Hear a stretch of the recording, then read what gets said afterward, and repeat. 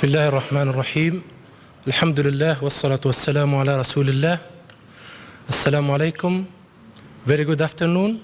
Bonjour. Of course, I would like to support the resilience of the attendees here and also those who are following us via online or live streaming. So thank you very much for your patience. It's indeed a very difficult task to be the last session or moderating the last session of two long, intensive discussions over yesterday and today. And of course, but I'm optimistic. One, it's because that I'm sure, seeing the fact that you are here, it means you are very much interested to learn and also to interact and to engage with the type of discussions and ideas that we are developing.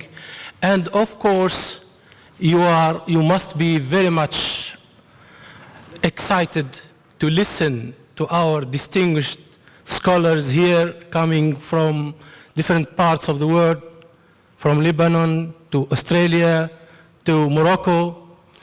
And of course, I must humbly say also that the issue or the topic of asylum and refugee seekers or asylum seekers is a hot issue, and at least the minimum that we can contribute to them is at least to understand their sufferings and to understand how really they are settled and what are the challenges and the problems they face, listening not to general statements or reading journal articles, but also to a systematic analysis and study of this problem.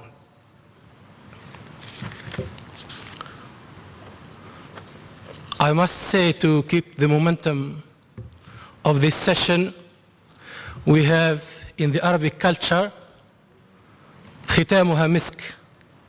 That means the last part is the fragrance, is the best fragrance. Professor Burgat just a while ago was telling us he's also had this feeling that being the last speaker, it's also a challenge. But nevertheless, I'm also optimistic because we have a scientific fact that when you shake the milk to get the butter, you get the butter at the beginning or at the end? At the end. So yes, we are coming to the end that we are developing, getting the butter and the best fragrance and all these things. So would you put your hand with me and keep the momentum until the last of this session? And of course, you must be very excited to listen to Professor Tariq Ramadan later on, inshallah. So, my dear audience here and all over the world, you remember when we started this conference, my dear colleague Mokhtar Al-Ahmar, he specifically chose those verses from the Quran of Surah Al-Hajj. And there is one part of it, verse 40, of those verses of the Quran refers to those who have been displaced, unjustly displaced from their homes.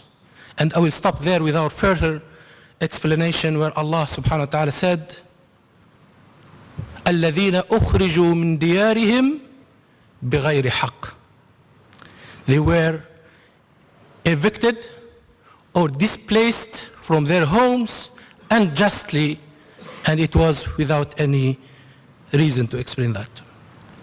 Refugees, according to the United Nations High Commission of Refugees, have today, or estimated to have reached or have surpassed 60 million refugees. And this means that unfortunately in the modern history, 1 out of 122 humans is a refugee. It's a complicated issue.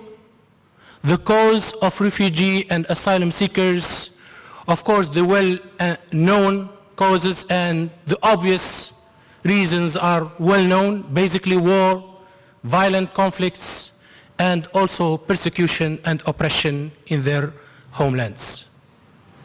So, of course, to understand this and what Abir was just saying just now, it's very important to have an understanding, a systematic understanding of the issue of asylum or asylum seekers. And for this reason, of course, I'm joined with a wonderful team of scholars from different backgrounds, as you will see, inshallah, or you might have read their CVs in the booklet.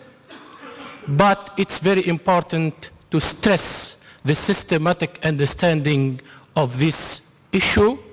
And of course, I would like to start with the first speaker.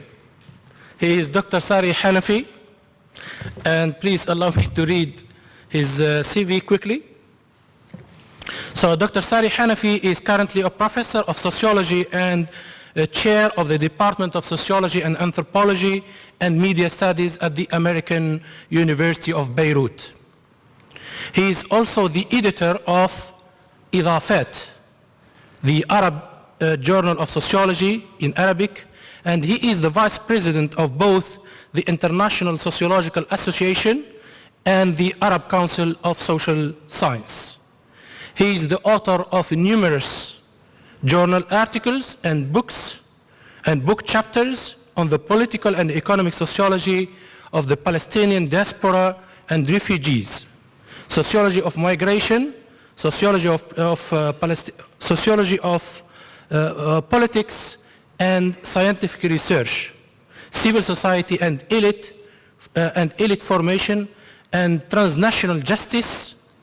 Among his recent books are From Relief and Works to Human Development, that was published by UNRWA, and also and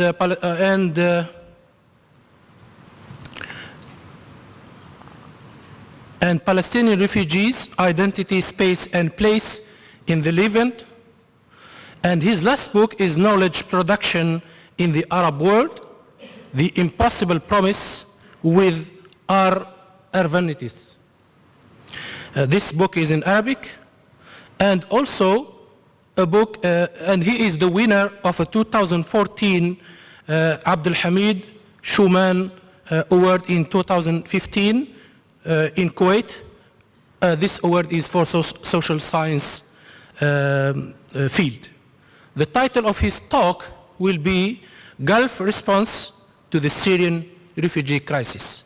So please put your hands together and welcome Dr. Sari Hanafi.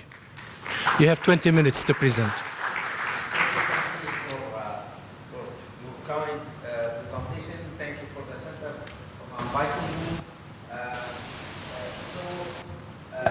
Can I have the PowerPoint, please? Okay. So I will I will try to go fast to the second part of the talk, where I show you different trends of fatwas about migration, but I cannot do it before showing you why you have an emergency case nowadays worldwide about the question of refugees, and I agree with Fathi highlighting this. And also to start by showing that we cannot read the question of refugees under the cultural or religious lens, because you will see different trends of receiving Syrian refugees. So let me start by saying clearly that Gulf countries didn't receive Syrian refugees, okay? And what I will argue that here in the Gulf countries we have politics of pity الشفقة, okay, versus politics of compassion, where we find it elsewhere. I embody the refugees. I'm myself refugee. Okay, so elsewhere in other countries, in Germany and in Scandinavian countries, but not in France, not in UK. So you have a Muslim or Muslim majority countries like in Lebanon, Turkey, Jordan receive Syrian refugees. So what I mean by politics of pity is to say this replaces a compassion, ta'atuf. And I refer to a work done by Hannah Arendt, my favorite philosopher, German philosopher, saying that compassion takes place when the person not suffering in the front of the person who is suffering. It means that we should see the refugees to have compassion. Otherwise, we will have only pity vis-à-vis them. And I will demonstrate why. Before demonstrating, maybe just a few words about methodology. So I work many statistics related to receiving Syrian refugees. And of course, I work fatwas. I have a big project about the rupture between social science and religious science. So I work on a different sites. One of the sites are the fatwas. So I specifically look to fatwas related to migration. Okay. So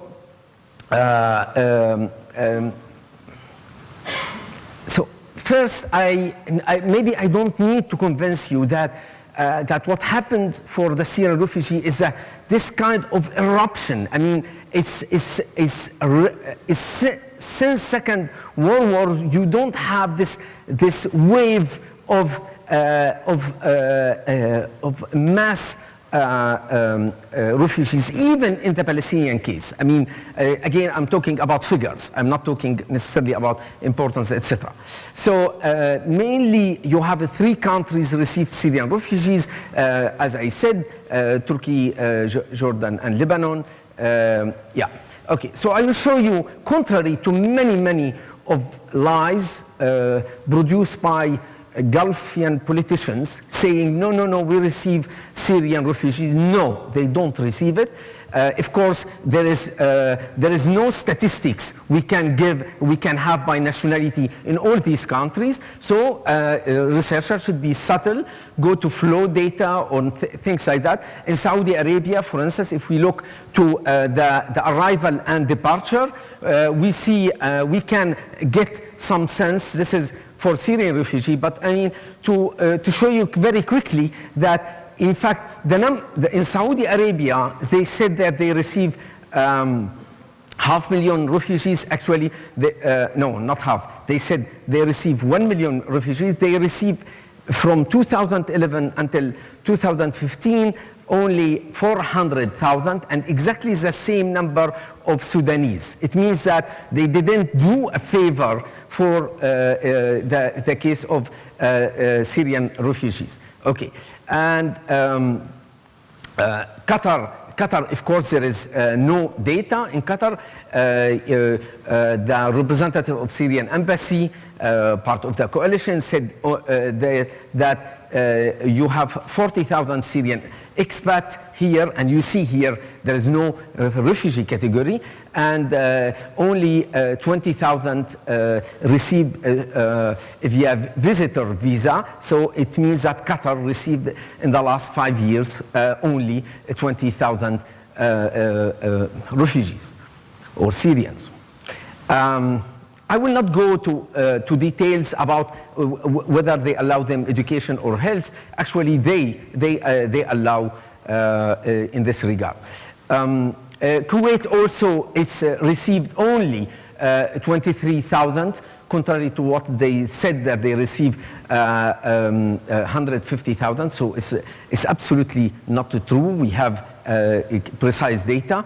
United Arab Emirates, we have a lot of evidence that they not only they didn't receive, but they prohibited even family reunification since 2011. So actually, we don't have. They said we don't have data simply. Okay. So yes, you don't have politics of receiving. You have politics of pity. So the Gulf really was generous in different levels, in state levels and in societal and non-governmental organization level, in giving money for countries receiving Syrian refugees. And again, I don't have time to develop things like that. When I wanted to look to what is the debate in civil society, actually, it's a very interesting that what is civil society in the Gulfian country? I mean, I found that the most eloquent civil society in Gulfian country, maybe people like Salman Al-Odi, Sheikh Salman Al-Odi and Sheikh Qardawi. They make a strong statement about Syrian refugees, asking Muslim countries to receive them. I mean, I didn't find really any association, organization, lobby group saying, I mean, making effort in this direction. And of course, I found many, let's say, offensive or non-hospitable comment about Syrian refugees, like from the chairman of the Gulf Forum of Peace and Security. If you like, researchers, academics like me, I mean, they not only even they didn't have politics of pity. This is what I want to say. I don't have time to go through this. I mean, why you don't have really this this culture of receiving refugees in the Gulf, but I mean, I can, those who are interested, I can send you the paper. Look to what happened to Professor Shafiq Al-Ghabra when he asked to unify the nationality law. I mean, Shafiq Al-Ghabra is a second generation Kuwaiti, and somebody remind him that he was naturalized, etc. So you have a weird debate, if you like, in the Gulf, and of course you have really amazingly, I was surprised, positively surprised when I looked to the Twitter and Facebook about, for instance, 33,000 times tweeting about that Gulf should receive Gulf duty. So you see compassion from individual people, definitely in the Gulf. Okay, so I will move to the second point and the last, the second part of my presentation, and to talk. Yes, I mean, the question of migration, it was really question very important in the Islamic traditions, to the point that Louis Massignon wrote in 1952 comparing how the Christian have the right the right to asylum compared to the Muslims, and flatter how the Muslim have this tradition of receiving asylum seeker. Okay, so we have now I look to 83 fatwas about migration. When I say migration, it means not only whether they should migrate or not, but what form of integration or they will have in the host countries. Okay, and so most of them of online organization, but you have some organization like Dar al-Ifta al-Masri. I have all their fatwas, so I went beyond online. Okay, so of course,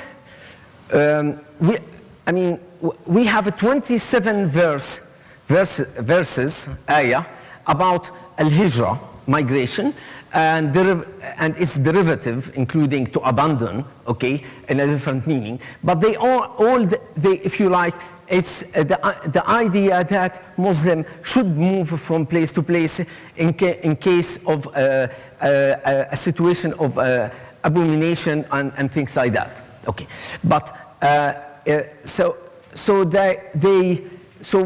often many of the classical fatwas they still framed into this idea that people flee because of religious persecution.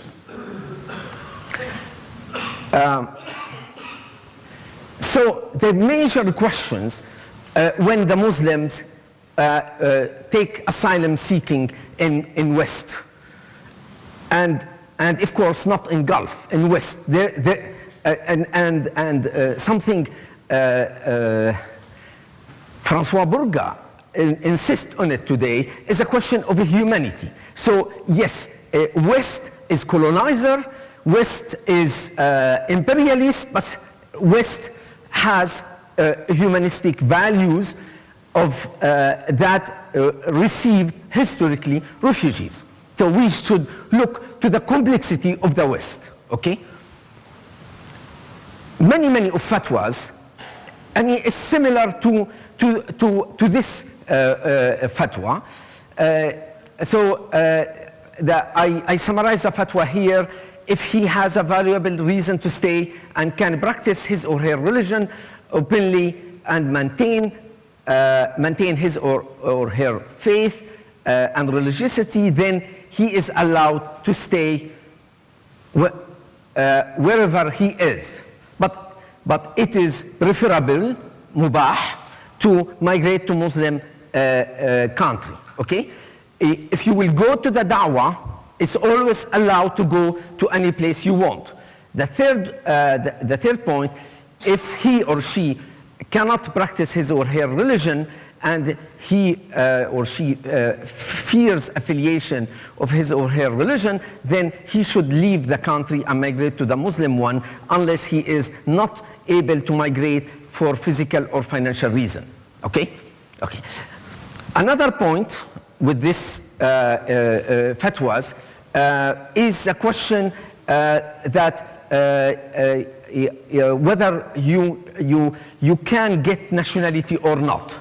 And for instance, if you look to the Islam Way, this is an online fatwa or Assembly of Muslim Jurists of America, you find that both the response was to obtain citizenship is only permissible, mubah, under conditions of exigent need, as it could let the Muslim to approve saying and acts that contradict Islamic creed and to give allegiance to the disbeliever. Sorry, I mean, okay. So if you go to a website of Islam Web, which is under the patronage of Ministry of Qatar, you find clearly that many fatwas related to migration, but other is framed as Dar al-Harb and Dar al-Islam and Dar al-Sulh. Okay, still, this is the major framework to talk about migration, including how whether to be integrated or not in these countries. So I will end up by talking about 3 categories of fatwas or muftis after reading this 83 fatwas. I will call the first is the textualist, those who believe on text, so they frame the geography within the dichotomy of Muslim versus non-Muslim lands and argue that the mobility of people should be oriented toward land where they exercise their religious right and duties. Often these fatwas overlook often the economic motivation of migration and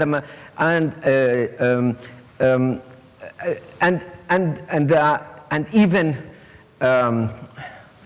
being refugee. I mean, I was shocked to see the fatwa of the son of Sheikh Mohammed Saeed Ramadan Bouti, I forgot his name, who asked Syrian not to migrate to Gulf, as if he lived in in the moon. I mean, he is not aware what is going on in Syria. Okay, so these ulama advocate in a very careful relationship with the majority population, and sometimes again the basic concept of integration as defined in migration study. The second category, I spent time to find names. I consult Ray, François yesterday, unspoken list. I mean, Ray didn't like it. Those who, yeah, okay, so we finally selectivist.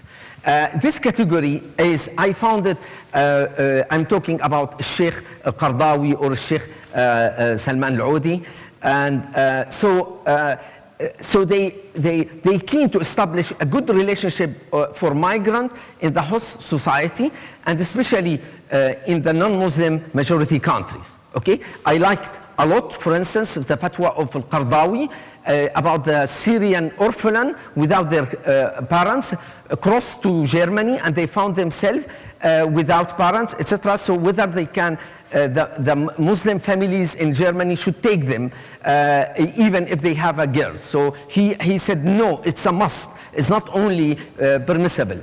But I feel that there is a lot of unspoken issue among these kind of fatwa or muftis. For instance, there is no fatwas about kafala system, which is an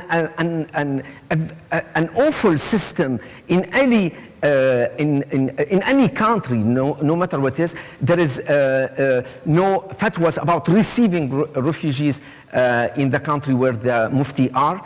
Okay, so and it's very interesting that what I like on this this category of muftis, that they say they don't pretend that the mufti should give a word about everything, and they said, look, there are some issues related to state policy, so leave it to them, to the state to decide. And I like this attitude, and I think we should think about it. Whether the muftis and the religion should intervene in everything, or leave it to another category called politicians, sociologists, etc. Okay, the third and the last category, and I think I will call them humanist ulama. I think the best I found really, I found organization like European Council for Fatwa and Research and the Fiqh Council for North America. They have the most eloquent and clearer position about nowadays 21st century, what the meaning of being a Muslim migrant in non-Muslim majority countries. Okay, so if we take just refer in a quick word to statement being faithful Muslim and loyal Americans. For instance, this is a resolution of Fiqh Council, or the relationship between Muslim and non-Muslim between Muslim and non-Muslim, but I would like really to stress here the importance of the European Council, and specifically the final statement held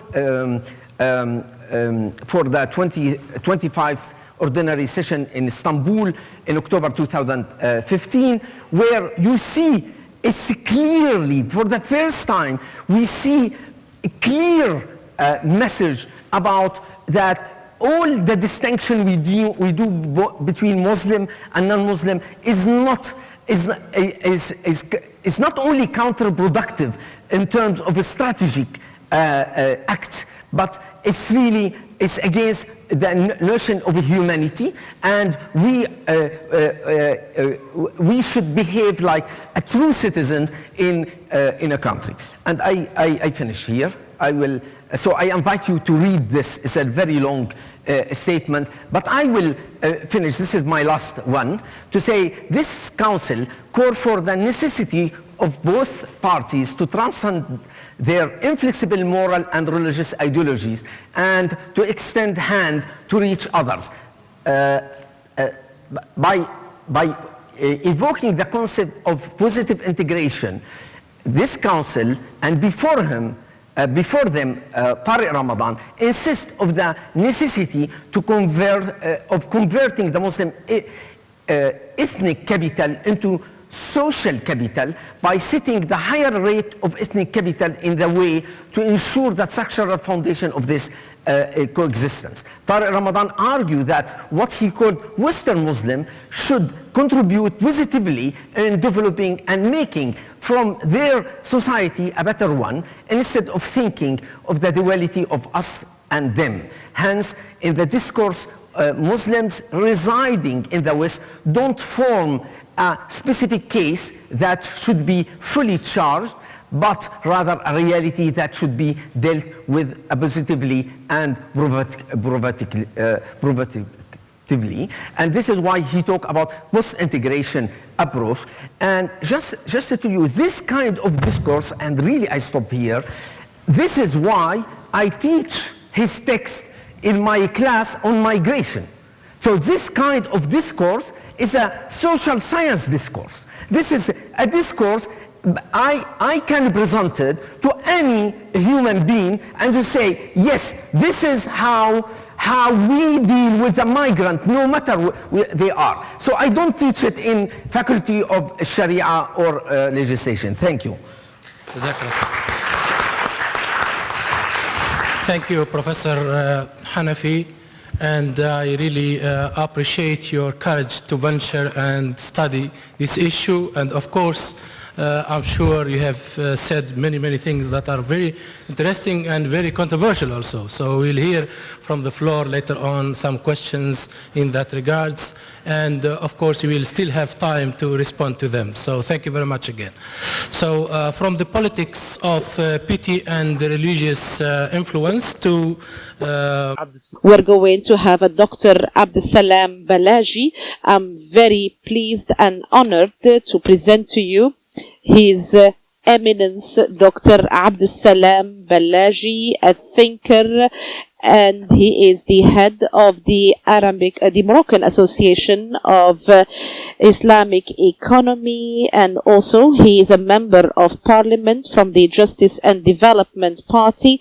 He is also a visiting professor and supervisor of a number of university research projects on Islamic finance at a number of Moroccan colleges. He has conducted research in the areas of fiqh and assets, biography of the Prophet, international law, economic finance, politics, policy legitimacy, codifying fiqh, ranks of legislation in Sunnah, culture, social affairs, women's issues, family code, Moroccan and Muslims communities, and management of religious affairs. He has published several articles and has been interviewed on human rights, national issues, political and religious affairs.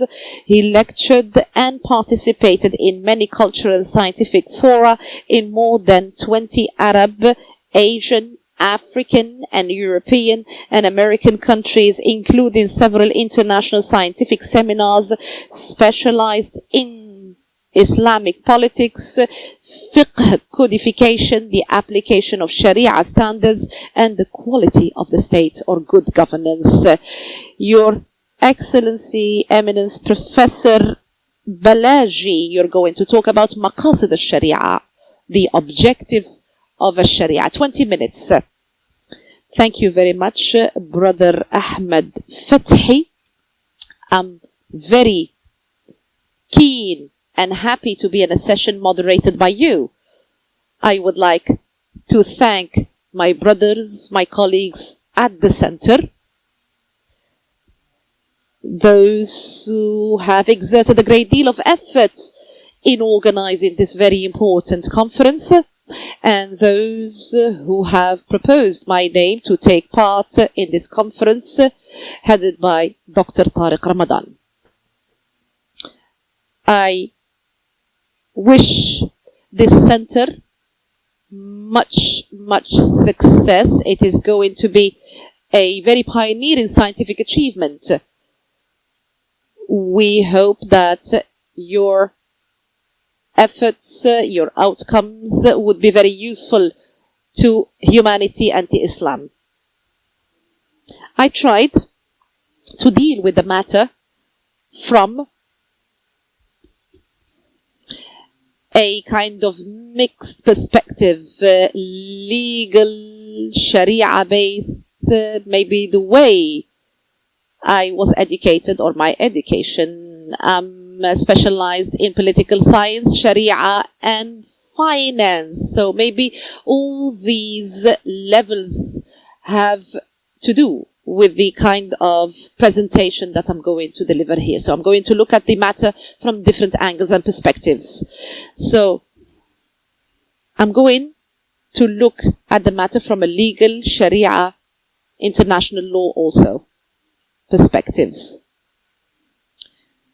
When we talk about 60 million migrants as per, sorry, not migrants, he corrects, refugees, most of them are Muslims. This is a statistic that we have.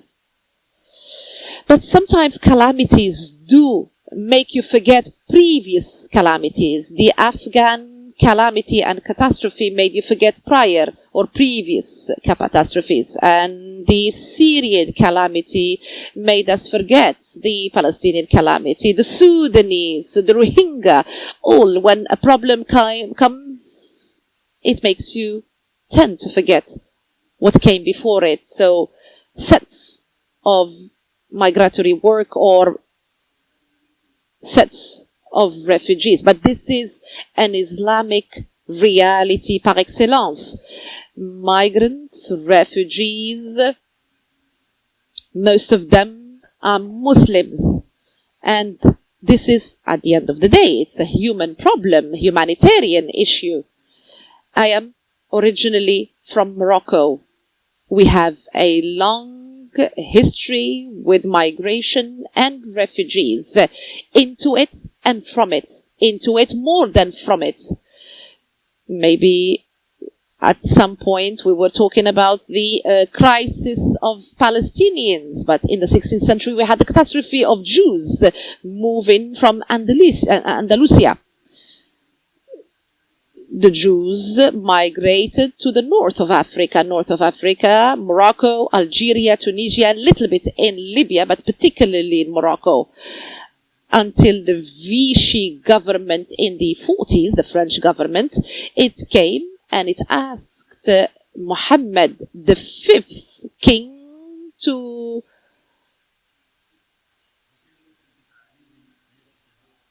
asked him to implement their racist policy. But Mohammed V answered Vichy saying that these migrants, these refugees are Moroccan subjects, and there is a dhimmi contract with them. Some people would look at this kind of contract, undermine this contract, underestimate the importance of this contract, but it was a very important contract at the time. And these people were not a minority. They were not. Unfortunately, irrespective of their long suffering, they are the ones who are causing the suffering of the Palestinians. Some of you would think that the number of Jews living in Morocco, we have 700,000 Jews in Morocco. But the community that is the harshest on Palestinians is the one that is originally from Morocco. We have Moroccan Jews who live in good situation in Morocco. They are citizens, they are subjects, they enjoy all their rights, even in the family law, which is based on Sharia. They enjoy the same rights. And we talked about that, myself and Dr. Ray, Professor Ray, we talked about this issue. Although the Mudawwana is based on Sharia, but the second chapter of the Mudawwana, it gives a whole item talking about the Jews and that Jews have the right to resort to their own Israelite Moroccan legislations because they have their own kind of jurisprudence. So the 3,000 Jews who live in Morocco, they have their own privileges, they have rights much beyond their number. And we say that these are Moroccan subjects and citizens who enjoy all their rights. I am in the Justice and Development political party. Our doors are open. We have no problems whatsoever with anybody else. We would like to consolidate Islamic culture. We would like to manifest it, not in a theoretical way, but in a practical way. We do not want just to say that Islam has given rights to refugees and to migrants. All these things are known to everybody. We want to manifest these things on the ground. We want people to see these things tangibly on the ground. As Professor Burgat has said, we have to share information. We have to ask the other to manifest, to implement what he or she is saying. Because many people can say whatever they want. They can say things, but what they implement sometimes is not in keeping with what is being said. Anyway, this is an intro from which I'm trying to talk about different kinds of hijrah, migration, starting from the first community of Islam. And I tried also to put a number of governing principles and values, not only for Muslims as an entity, as a particular entity, but for humanity at large. Islam is not only for Muslims. It has come to humanity. It is a human religion. It has come to all of humanity. It gives and takes. In 2002, when I was a civil servant, the Parliament issued a legislation for the sponsorship and help for people who are in the street. We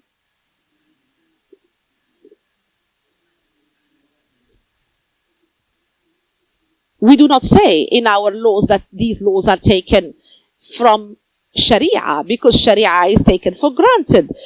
Once we finished with the law, we had received letters from different embassies in Morocco asking for the legal text, because Europe knows the parrainage or adoption, but the issue or concept of sponsorship, preserving the rights of this child, the right for him to keep his own family name, this concept is strange for Europe. Adoption is one thing, but sponsoring that child and giving him the right to keep his name, le droit de la kafala, the right of kafala, was requested by Canada, by Italy, and I was dwelling with these embassies about this particular law. That is why I would like to say that Islam is a human religion that has come to all humanity, and we have to benefit and learn from the diversity and richness of Islam without underestimating each other.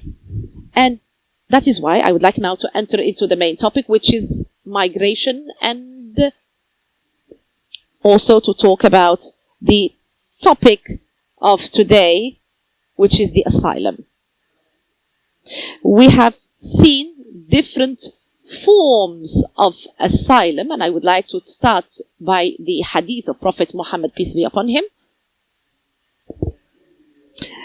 The deeds are considered by intention, and a person will be rewarded accordingly and up to his intentions. And whoever has migrated for Allah and His Messenger, his immigration will be for Allah and His Messenger. And whoever migrated for worldly benefits or for a woman, his immigration will be for what he immigrated for. I used to read this hadith very quickly without paying heed to the details. But this is a hadith that underscores the different forms of migration, either for justice, for worldly matters, for interests, numerous worldly interests, legitimate actions or interests. They can get that, and they have the right to migrate.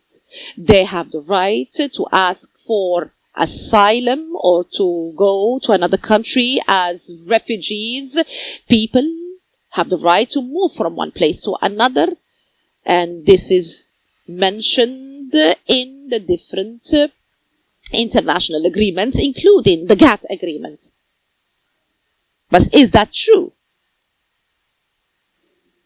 The movement of money sometimes is much easier than the movement of individuals and people. The movement of money from the underdeveloped world to the developed world is much easier than the opposite. And the movement of individuals and people. Yes, people can come to you, but you cannot go to them. You will face so many impediments if you want to do that. So the criteria are different. They are multifarious. They are different.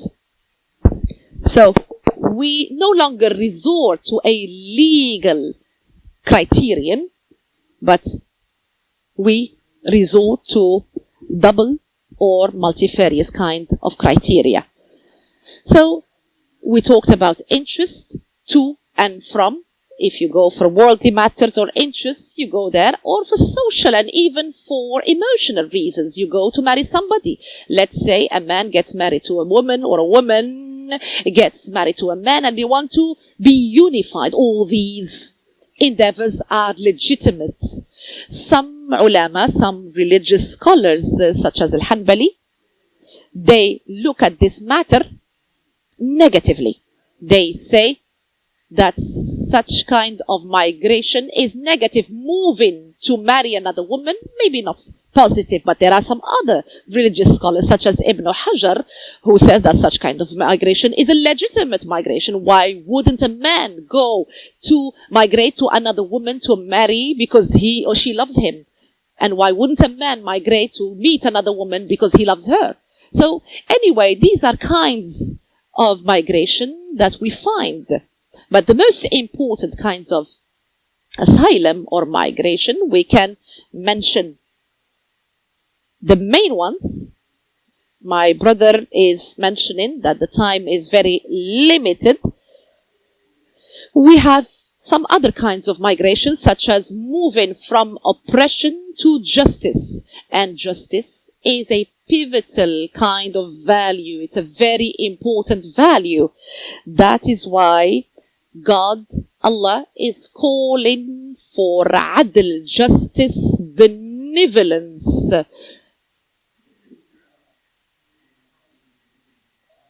Tahir bin Ashur, the Sheikh of Objectives, says that this ayah, this verse, is comprehensive when it comes to the fundamentals of Islamic legislation or Sharia. So, for justice, and because of justice, there was the first migration of Prophet Muhammad and the second migration to Abyssinia. I'm not going to talk about the facts, but from an international law perspective, this kind of asylum saw mutual respect between the country of origin and the country of destination. So when they had a dialogue with the Najashi, and he asked them, why aren't you followers of either Christianity or Judaism, the two official religions or faiths of the state?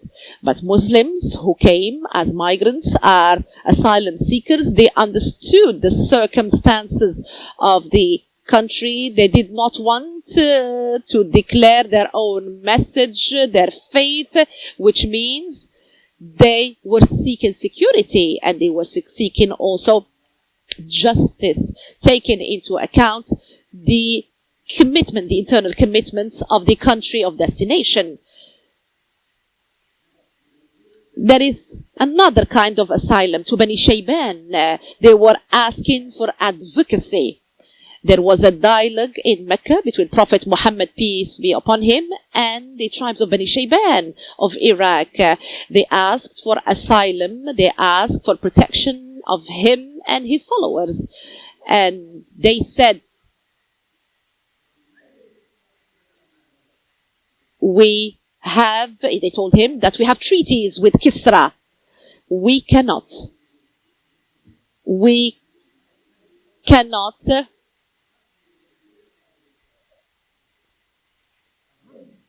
violate the agreement that we have with Kisra.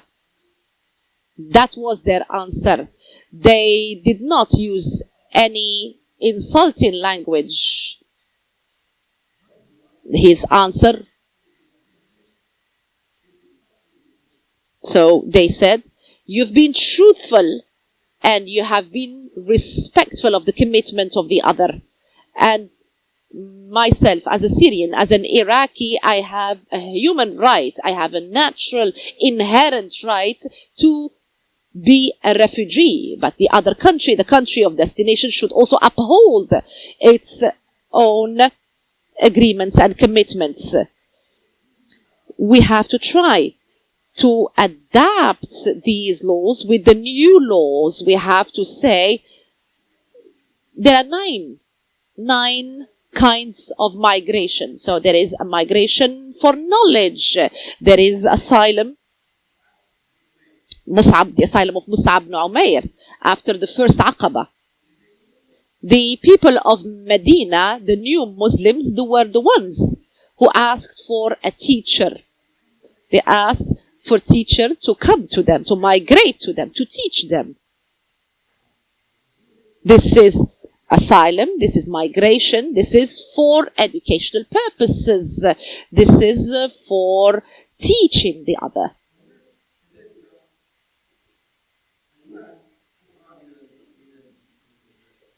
There are other forms of migration my colleagues have talked about. We have al-hijra, or migration to the abode of Islam. The abode of Islam, the abode of disbelief, the abode of reconciliation. These are jurisprudence or juristic terminologies. These are not the constants. These are the variables that change, that things that change. We can talk about the Dar al-Islam, the abode of Islam, and the abode of treaty, but the abode of reconciliation is not a holy abode because it's not a constant abode. I would like to conclude and say that the migration to Medina was the migration for the establishment of a state.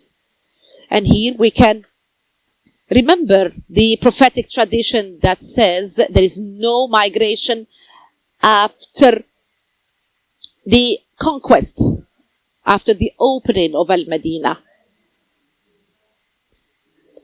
Because there are so many movements, so many people think that they can move from their countries to other countries to conquest and establish the Islamic State. But this hadith puts an end to this claim.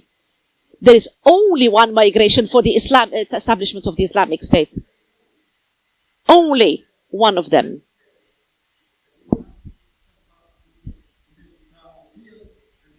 So the governing principles are numerous. Because of the limited time, I'm going to talk or mention a few of them. So you can migrate in cases of oppression. You have to take into account the circumstances of the country of destination. You have to uphold and respect the country and the laws and regulations of the country of destination. People who are oppressed have the right to migrate and move to other countries. And there is also a jurist's ruling saying that if one Muslim has given the right of neighborhood or asylum to a migrant, his country, her country should implement that. There is a hadith and there is a jurist or jurisprudence ruling about that. In conclusion, we have to integrate these concepts in our curricula, in our value systems, in our media. We have to work as experts, as religious scholars, in order to integrate the different ideas and thoughts. And this should be on the basis of exchange. There should be an exchange and not one entity imposing on the other. As we teach ethics, and I'm very happy that you teach ethics at your center, we have to also give this topic the importance it deserves from a social and legal or international law perspective. Thank you very much, and I would like to thank the moderator. May the peace and blessings of God be upon you all. Thank you very much. Thank you, Dr. Abdeslam Ballaji. We'd like to thank you very much for your valuable intervention. There is no doubt we are going to enrich this session by many, many questions that are going to be posed here, and we're going to give you the opportunity to comment and to clarify some of the ideas that you have mentioned in your intervention. Without further ado, we're going to give the floor to Professor Ray Jureidini. I'm going to read his biography. So I will read his bio. So Dr. Jureidini is a professor and director of research on migration ethics at CILE. He grew up in Australia and completing his studies in industrial and economic sociology at the Flinders University of South Australia. He completed his BA in 1977, majoring in sociology and psychology, first-class honors in sociology with a thesis on producer cooperative in 1979. His PhD thesis on moral values and economic life, a case study of life insurance and superannuation, it was in 1987. Very senior, mashallah. His research interests include migration, human and labor rights, human trafficking, gender discrimination, racism, and xenophobia. In the 1990s, he was a co-founder and vice chairman of the Australian Arabic Council, established to counter anti-Arab racism in Australia, as well as founder and editor of the Journal of Arabic, Islamic, and Middle East Studies.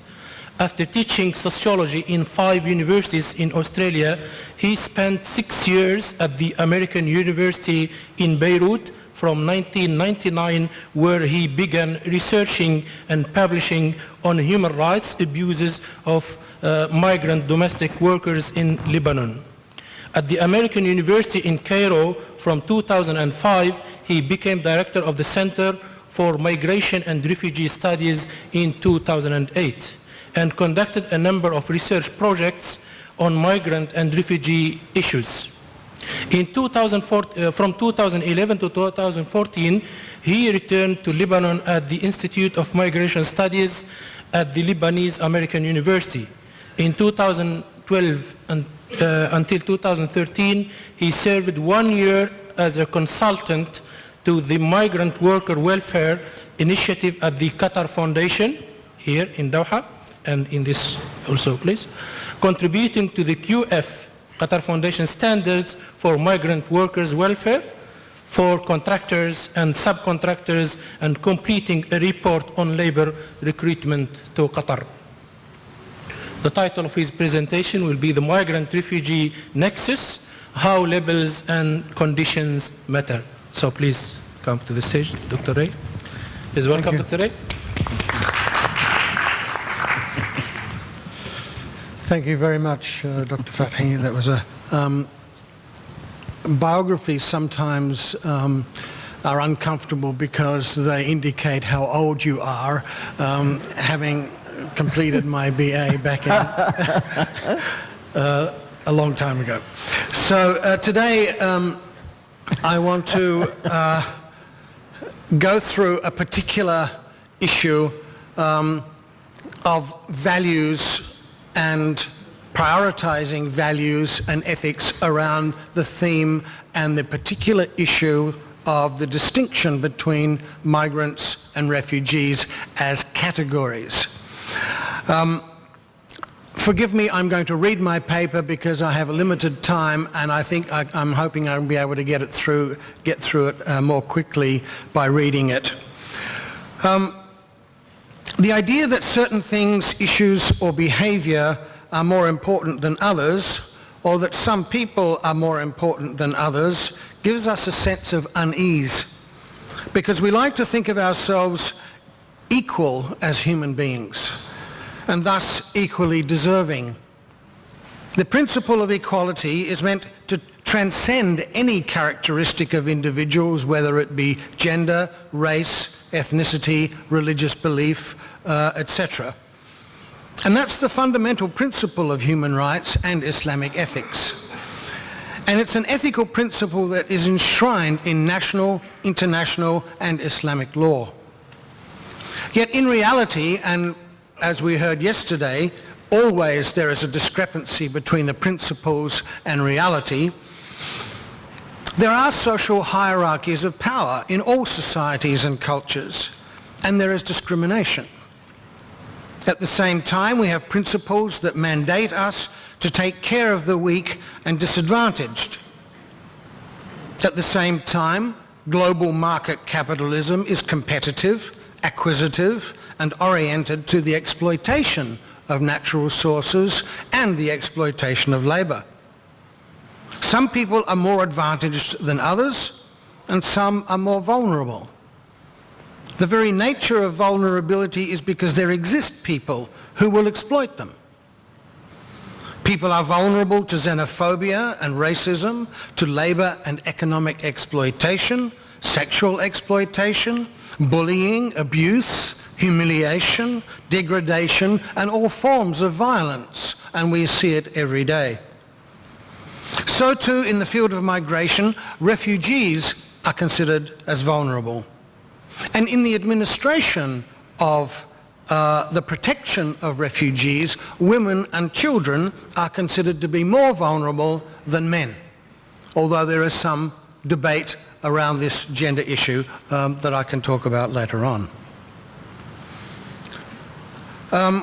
Almost half of the world's 16 million refugees come from Muslim countries, while 15 million of the total 26 million IDPs, that is, internally displaced persons, worldwide are displaced in the Muslim world. More than half of the refugees are children under the age of 18, and more than 40% are actually under the age of 12. Now, the so-called migration crisis of Europe began with the increasing number of Tunisians arriving on the island of Lampedusa in 2011. I don't have time to go through that whole history, but the most recent, of course, are the Syrians fleeing the uncivil war, being the largest group, with 39% Syrians, 11% Afghans, and 7% Eritreans are the largest three groups. These are IOM, International Organization of Migration, estimates. Now, late last year, the IOM considered Europe to be the most dangerous destination for irregular migration in the world because of the dangers of the transportation to get there. The distinction between migrants and refugees has always seemed to be clear, but in recent years the distinction and discrimination has become a topic of debate, and that's what my talk is about today. The context of the most recent discussions has arisen from the so-called crisis of migration to Europe, not only because of the numbers that are entering Europe's southern and eastern border countries, but also because decisions are being made as to who is deserving of entry and protection and who is not. The distinction between migrants and refugees is that refugees, by definition, in international law, are deemed deserving of special protection and assistance. So-called migrants or economic migrants are not. I'm going to very quickly go through the definitions. I think it's important to have that background. Maybe not all of you are familiar with it. The 1951 UN Convention on Refugees makes it very clear in defining who is a refugee. That is someone owing to a well-founded fear of being persecuted for reasons of race, religion, nationality, membership of a particular social group or political opinion, is outside the country of his or her nationality and is unable to, or owing to such fear, is unwilling to avail himself or herself of the protection of that country. That is the definition that still operates since the 1951 Convention was passed. Now, there are a number of rights that refugees are entitled to. These are defined and explained in the Convention. And important is the prohibition of expulsion or return where life or freedom is threatened, the idea of refoulement.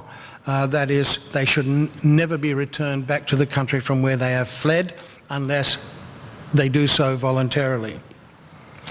Now, the 51 Convention was considered to be too narrow by many, particularly in Africa. The Organization of African Union passed the convention governing specific aspects of refugee problems in Africa and gave a broader definition in addition to the UN definition, saying that a refugee shall apply to anyone owing to external aggression, occupation, foreign domination, or events seriously disturbing public order in either part or whole of the country of origin or nationality and is compelled to leave. Now, this the recognition of those conditions in the country meant that anybody could seek asylum based upon the country in those conditions that they have come from. And that is basically what has developed with the idea of a prima facie refugee status. That is, a person will be given refugee status on the basis of their nationality because their country is in dire straits, as in Syria today. And Syrians today are given prima facie refugee status. That is, they do not have to undergo an individual interview for status determination. Now, the United Nations Commission for Refugees has 3 durable solutions in its administration of the Convention. They are integration into the first country of refuge, resettlement to a third country that will accept them and, importantly, provide them with permanent residence and citizenship, and thirdly, repatriation back to their home country, but that must be voluntary. Now, there are some 49 European states that are bound by the ratification of the 51 Refugee Convention, and there are 11 Muslim majority countries that have also ratified the Convention. The GCC states have not ratified the Convention. There is the 1990 Cairo Declaration of Human Rights in Islam, states clearly in Article 12, every man or woman, we assume, shall have the right within the framework of the Sharia to free movement and to select place of residence, whether within or outside his country, and if persecuted, is entitled to seek asylum in another country. The country of refuge shall be obliged to provide protection to the asylum seeker until safety has been attained. There's the 1994 Arab League declaration, and in 2012 the declaration of the OIC on refugees in the Muslim world. Now, with regard to migrants, there's a uniform international legal definition of a migrant doesn't exist.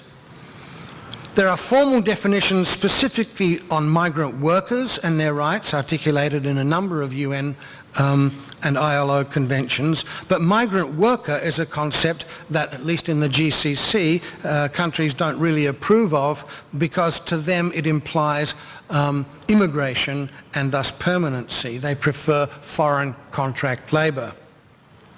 A number of other terms have been developed by social scientists. One is forced migration, to describe a range of kinds of displacement or involuntary movement of people across international borders, and that includes because of environmental disasters, conflict, famine, as well as large-scale development projects, the idea of development-induced displacement.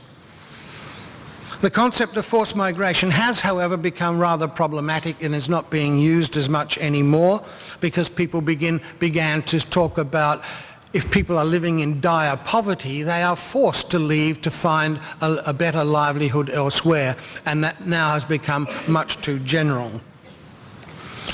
Others have referred to the idea of mixed migration or the migration-refugee nexus, as well as mixed flows or mixed movements that refer to migrants and refugees travelling together along the same routes and using the same smugglers or traffickers and encountering the same difficulties and tragedies and abuse and exploitation. And finally, there's the mixed migrant whose status is really unknown and who may have multiple motivations for migrating. None of these conceptualizations are deemed to be acceptable by the UNHCR. The United Nations High Commissioner for Refugees, which is mandated to administer the Refugee Convention, rejects these and sticks very clearly on the law established by the 51 Convention.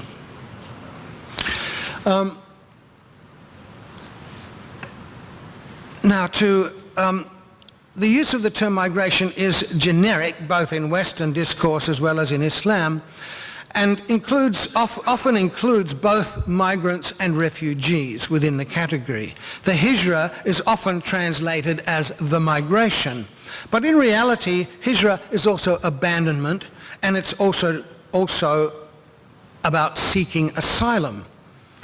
The sense of hijra as abandoning is often used in marriage relationships, and to a lesser extent it's been used actually to describe the moving from one gender to another,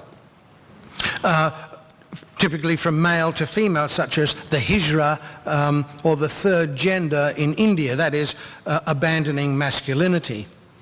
But the prophetic tradition in Islam makes it clear that there is an obligation to assist the vulnerable, and there is an obligation to migrate when needed. I'm just going to skip.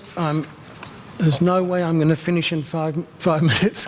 Okay, I will move on. So,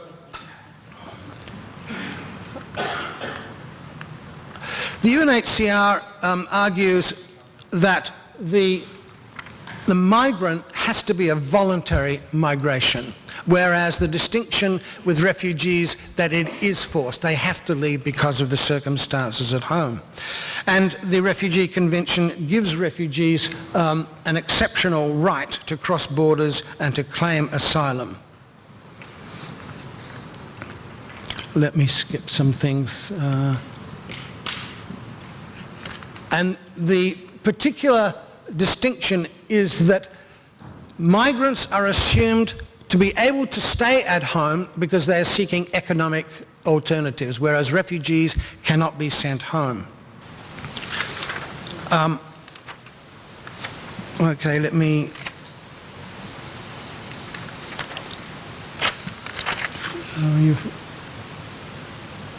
Okay. What I want to use some recent scholarship about from a very fine scholar called Katie Long. Now, what her research has shown is that the 1951 Convention, or prior to the 1951 UN Convention, the displaced persons under the League of Nations, refugees were actually considered as migrants or as a subcategory of migrants. The conflation of the two meant that refugees were only considered for protection on economic criteria, namely if they were suitable for the receiving country based upon its labour market needs. So before the 1950s, there was no real distinction made in practice between refugees and migrants.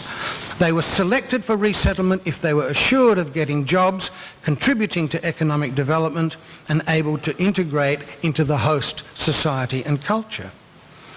Then there's the politicisation of migration and displacement. In the interwar period, between the First and Second World Wars, the focus of refugees was more politicised and more in line with a migration framework.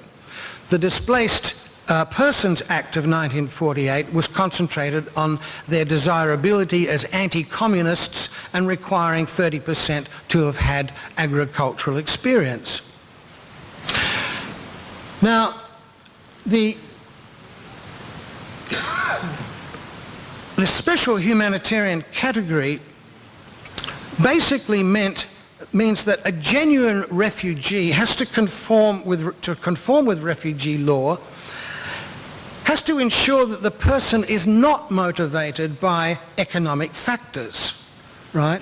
For governments and border agencies and immigration departments, a refugee is presented as a figure of humanitarian rescue, qualifying for protection only by virtue of the absence of any economic aspirations. And this is highly problematic because refugees need a livelihood. It is assumed only when they're resettled can they get a livelihood. So the resettlement program over the years, in fact, has been rather weak. And I have some figures somewhere for you. Have a look at 2014. The figures show you that actual resettlement into third countries is very weak. The numbers are very, very small, despite countries making promises. So the humanitarian discourse that intends to protect refugees has in fact strengthened states to restrict their migration agendas and prevent refugees being included within the migration development discourse. It's also meant a rift between the states, currently a rift between the states of Europe and their values and their humanitarian principles, with some countries refusing to accept the numbers that are being allocated by the European Union.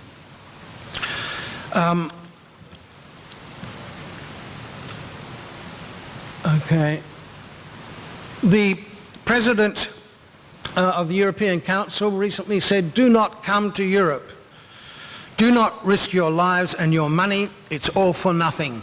Greece or any other European country will no longer be a transit country." The Afghans have been particularly affected by this. Germany basically refused Afghanis refugee status, arguing that they are there for economic reasons and there is no problem of sending them home, they will not be in danger. So we had this visuals on the television on the Greek-Macedonian border with Syrians and Iraqis being ushered to a train to take them north towards Germany, while the Afghans had to stand by and watch them go past. So the way in which to reduce the numbers is to reclassify them as migrants rather than refugees, and therefore you don't have to accept them and you can return them back. Ironically, while the terrible suffering of Syrians, has given them prima facie refugee status, they became a privileged status as refugees in Europe. And so many people were actually buying fake passports in Turkey, fake Syrian passports in Turkey, in order to get the advantages of refugee status. Eritreans, people from Africa also did that with fake Eritrean passports because Eritreans were given prima facie refugee status also. So how does country decide how many are too many. This is something that actually happens politically. I have a whole analysis of what's happening with regard to Turkey, which many people feel very shameful about. That is, there is this idea since the European crisis of almost buying and selling refugees, offering financial incentives to countries to take refugees. Now there's $6.6 billion is being offered to Turkey for a number of benefits that might accrue to them. But an article this very morning suggests that the United Nations has come out and saying that this agreement with Turkey is probably illegal because there's been a report showing that Turkey has been sending Syrians back to Syria illegally, and I have to stop. Fathi is intimidating me now. Okay, I'll sit. But this is not new. Just let me make a couple more points. In 1 minute. In 1 minute, thank you. Australia has been doing this for many years, stopping boats coming from Indonesia and sending them to islands in the north of Australia, and then trying to bribe basically other countries to take the refugees. The most recent one was giving Cambodia $40 million to take Syrian and Iraqi refugees from their detention centres in Nauru and Manus Island. $40 million. You know what happened? 6 refugees went to Cambodia and 5 have already left. So $40 million was spent for that. Rather unsuccessful. Yeah, there's 1 left. Now, the final point I'm going to make is that we have now come rather full circle in this debate, and the Migration Policy Institute of Washington has now put out a report suggesting that we should be able to change this discriminatory distinction and allow refugees to have a motivation to develop a livelihood in the first country of asylum and not have to wait for resettlement into a third country. And they're proposing that refugees should get the skills and qualifications of refugees and match them with all countries around the world for whatever their workforce needs are, with the caveat that they should make sure that there are humanitarian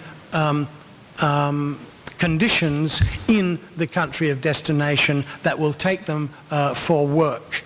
Which, of course, brings us back to the GCC states, who have taken Syrians since 2011. I take Dr. Hanafi's point, of course, that the statistics don't show that they were taken on humanitarian grounds, but rather simply on labour market grounds. Well, that may not necessarily be a bad thing as long as they're being taken in and given all of the right conditions. Perhaps they're not. Typically, the workforce in the GCC states is precarious. The residency permits can be withdrawn at any time, but for those who are there, they should receive housing and education, food and an income and a livelihood, even though on a temporary basis and without prospects for citizenship. So that's something that we need to maybe rethink on, that given the Migration Policy Institute's new proposal for developing livelihoods for refugees rather than denying them. So prioritising values as applied to migrants and refugees has its paradoxes, and so it's important to reveal them and to look deeper into these values and how they actually play out on the ground and how they actually affect the people who are being labelled in one way or another. Thank you very much. I'm sorry.